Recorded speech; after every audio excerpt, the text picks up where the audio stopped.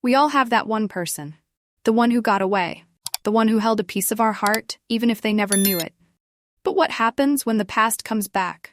Not with a whisper, but a roar, threatening to destroy everything you hold dear. This is Vivian's story. A story of hidden love, unexpected betrayal, and a husband pushed to the edge.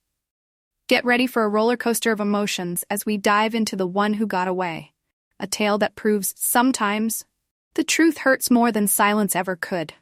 Don't forget to like, subscribe, and hit that notification bell so you don't miss a single twist in this addictive story. Let's begin.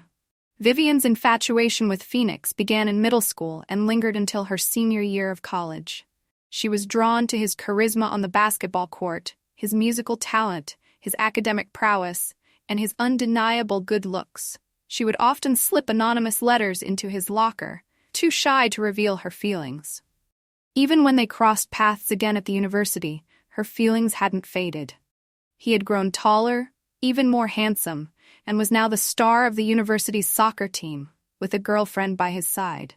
Vivian would watch him from afar, always trying to catch his eye, hoping to elicit some kind of acknowledgement from him.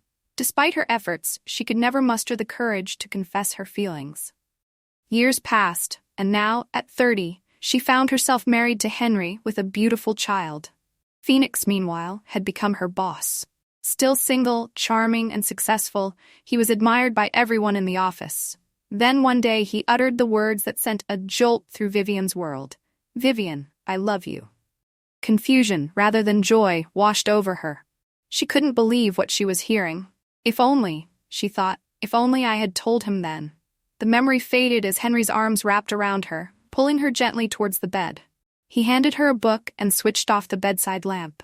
"Everything okay? You've been quiet all evening," he asked, sensing her distant mood.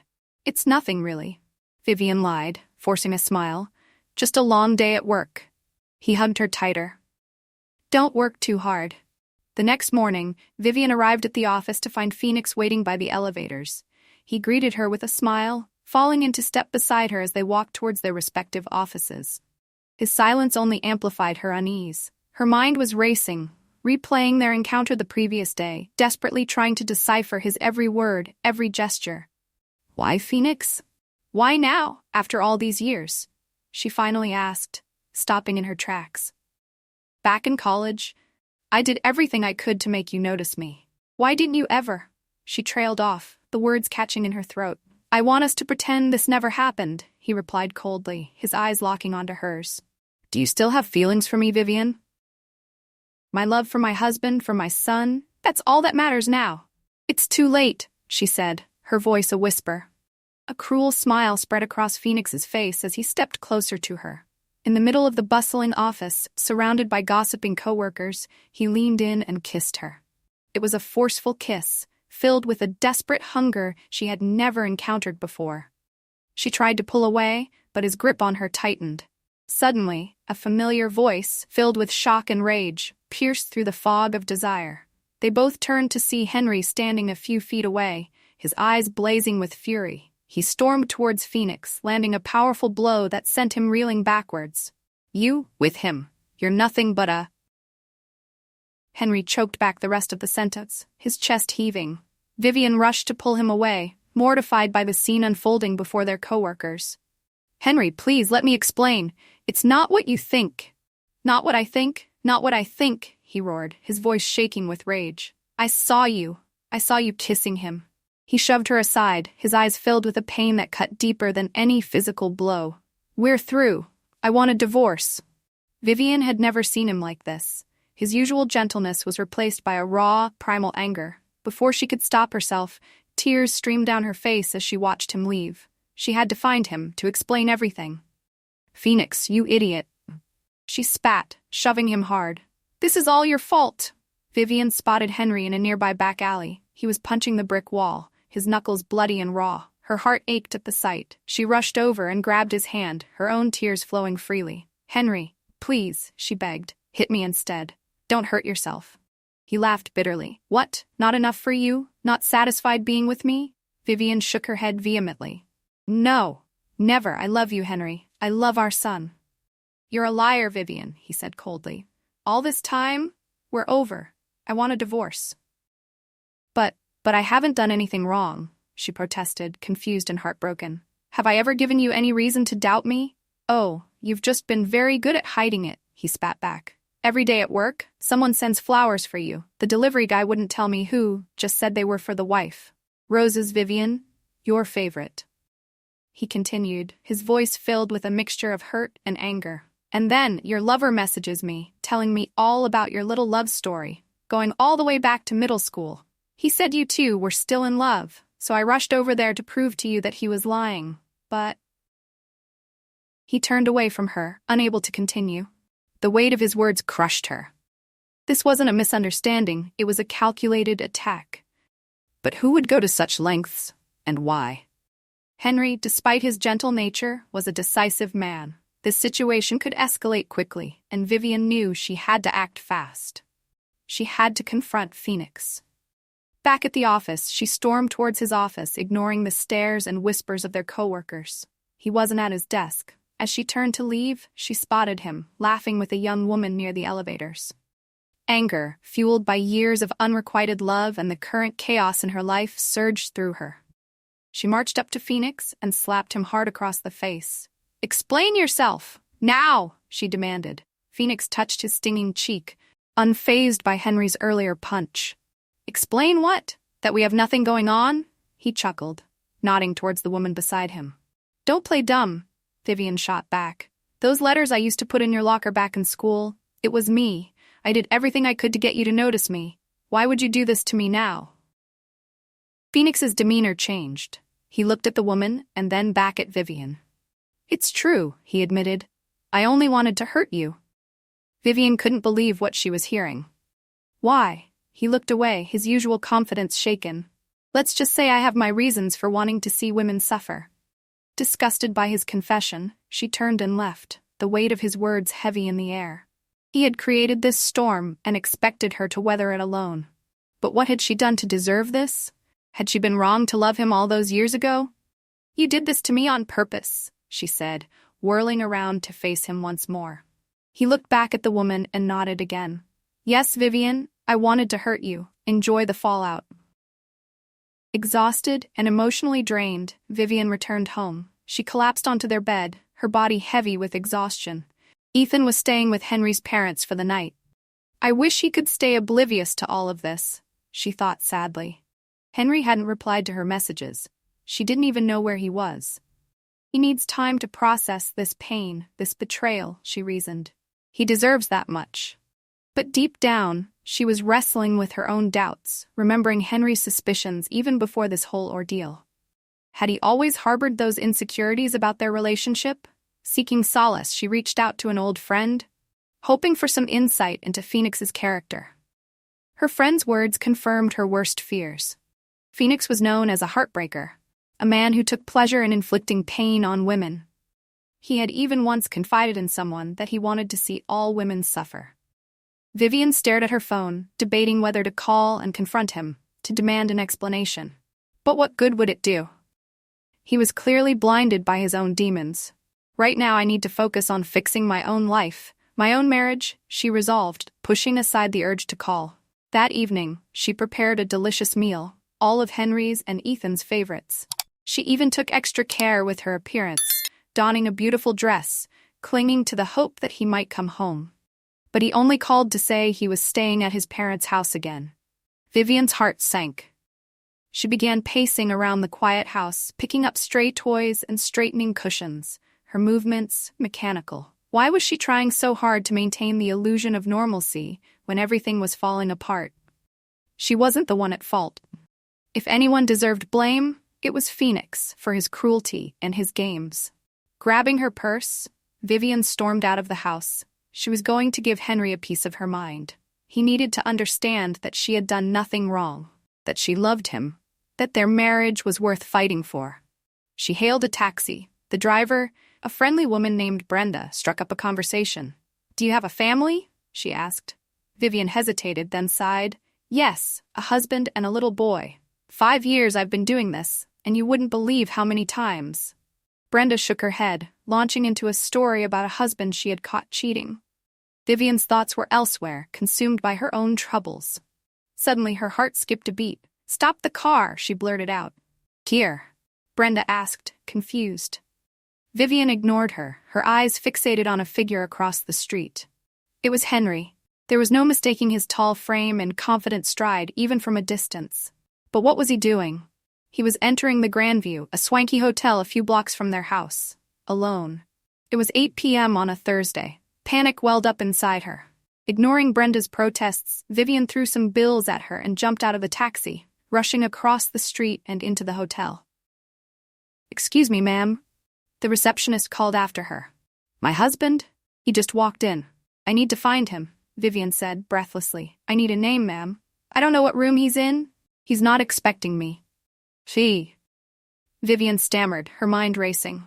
The receptionist exchanged knowing looks with her colleague. "Perhaps you should wait." But Vivian had no time for their games. She pushed past them and towards the elevators, her gut screaming that something was terribly wrong. He's my husband. He just walked in here. He's not meeting me. Please, I need to know who he's with," Vivian pleaded, her voice shaking. The receptionists exchanged knowing glances again. "We value our guests' privacy, ma'am. Please refrain from causing a disturbance," one of them warned. Vivian had no patience for their discretion. She pushed past them and ran towards the elevators, her mind racing. She had to find Henry. He couldn't possibly be doing this to her, to their family. She ran up the stairwell, her heart pounding in her chest. Every floor brought a fresh wave of panic as she realized she had no idea what room he might be in. Finally, back in the lobby, she collapsed onto a plush armchair, pulling out her phone. She had to call him, to demand answers. But his phone went straight to voicemail. Again and again, she called, only to be met with the same automated response. What was he hiding? Was this the same man who used to ask her how her day was every night, who always seemed so attentive and caring? Now, it felt like their entire marriage had been a lie. Vivian sat outside the hotel, the hours ticking by. She was dressed for a romantic evening, but the only man she wanted to see was her husband. Suddenly her phone rang. It was Phoenix. A wave of nausea washed over her. She couldn't bear to speak to him, to see his name flashing on her screen. She silenced the call, her heart sinking as she realized he was the cause of this entire mess. As if mocking her pain, the heavens opened, unleashing a furious thunderstorm. Vivian huddled beneath the hotel awning, the rain soaking through her thin jacket. She would wait here all night if she had to, just to see Henry walk out those doors. 1 o'clock came and went, then 3, then 5. The storm finally subsided, the first rays of dawn casting a pale light over the wet streets. Couples who had spent the night together emerged from the hotel, their faces flushed with a mixture of guilt and satisfaction. But Henry was nowhere to be seen. Who was he with? What could possibly be keeping him there all night? The questions gnawed at her, fueling her anxiety and despair. Vivian felt a wave of dizziness wash over her. Everything went black. She woke up to the sterile smell of antiseptic and the worried faces of Henry and Ethan. She was in a hospital bed, her husband holding her hand tightly. "Vivian? Vivian, can you hear me?" He looked genuinely concerned, his voice filled with a tenderness she hadn't heard in days. "Ethan, go get Mommy some water," he said, gently stroking her hair. She shook her head, too overwhelmed to speak. What was happening? Had he witnessed her collapse? Was this all an act, a way to cover his tracks? "Henry," she whispered, her voice hoarse. Where were you last night?" He hesitated, then looked away. "I told you, Vivian. I stayed at my parents' house with Ethan. We didn't want to add to the tension between us." But, she stammered, her mind reeling. "What is it, Vivian?" He sounded genuinely confused. "What are you talking about?" I waited for you," she confessed, her voice breaking. "At the hotel. They kept calling from your number, but I didn't answer at first. I thought it was you," Henry explained, his brow furrowed. "Then they called from a different number. The person said there was an emergency, that I needed to come to the hotel, that it was about you." He paused, his expression softening as he took her hand. "I rushed over there, Ramoth terrified that something had happened to you. Then I saw you, passed out on the sidewalk. I thought I had lost you, Vivian." Vivian stared at him, her mind struggling to grasp his words. If it wasn't Henry at the hotel, then who? Her mind flashed back to the tall, imposing figure she had seen entering the lobby. It couldn't be. But what if? Sensing her confusion, Henry continued, "You must have been exhausted, sweetheart, and stressed. Seeing me at the hotel, you must have imagined it." Despite the lingering uncertainty, Vivian found a sliver of hope in his words, in his touch. He hadn't mentioned Phoenix or the kiss. Maybe it was better that way. "Henry," she began, tears welling up in her eyes again. "I wasn't unfaithful. I would never." He cut her off, pulling her into a warm embrace. "I know, Vivian. I know you wouldn't. I saw the way that man kissed you, the way he looked at you. You didn't want it." Relief washed over her, leaving her trembling in his arms. "Thank you," she whispered, clinging to him. "Thank you for believing me." He kissed her forehead, a gesture filled with a tenderness she had almost forgotten. "Don't overthink it. I know you love me." He chuckled softly. "My wife is a terrible liar, you know." Vivian settled back into the pillows, closing her eyes, but not allowing herself to fall asleep just yet. She had been so close to losing him, to destroying everything they had built together. For the first time, she truly understood the fragility of marriage, how easily it could shatter, even when both people were innocent. In that moment, she vowed to cherish every moment, every laugh, every argument, because she knew now that love, like life, could be taken away in an instant. Meanwhile, back at his office, Phoenix was working when his phone rang. He answered, but the caller remained silent. Just some telemarketer, he thought, annoyed. He was about to hang up when a woman's voice, weary and filled with regret, whispered on the other end, "Phoenix, it's me."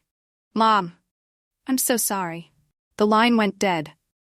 Phoenix stared at the phone, his hand trembling. His mother. After all these years. He felt a strange mix of emotions, anger, resentment, a flicker of something akin to longing. Her voice, despite the passage of time, still had the power to unsettle him, to stir up memories he had tried to bury. He struggled to catch his breath, his chest constricting. His mother had a way of making him feel like this, like he couldn't breathe. Like the world was closing in on him. She was back.